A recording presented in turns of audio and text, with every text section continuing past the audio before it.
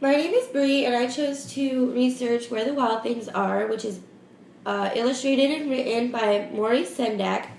It was published in 1963, but wasn't printed until 1967 because he had a lot of issues getting it into an actual book form for people to read because of the issues that a lot of people had with it.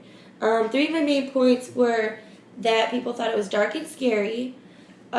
People thought that there was parental abuse in the book, and they thought that it was glorifying the main character's bad behavior.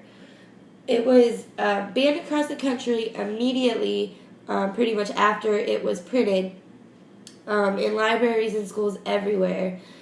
To start, I'll read a selection from the book, which is right at the very beginning, and it'll hit on all three of these main issues that people seem to have with it.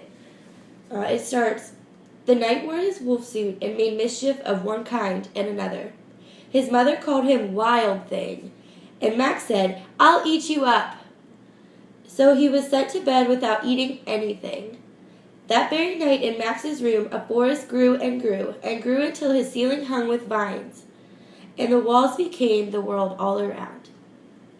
I thought this was a good part to share with you guys because, first of all, it talks about Max, the main character's mischief or his bad behavior. And if you look at the illustrations in the book, which is a big part of it also, you see him with a fork chasing his dog around and he's going to stab him with it.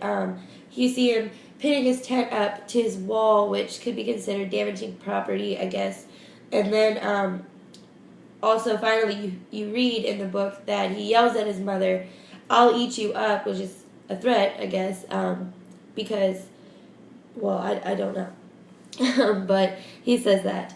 And then the second thing we read is that he is sent to bed without eating, and that's what is perceived to be parental abuse or neglect. Of course, if you read the end of the story, it says that the meal is hot and ready when he comes back from his little fantasy world of where the wild things are. But of course, we're still worried about it as people, I guess, that his parent isn't feeding him.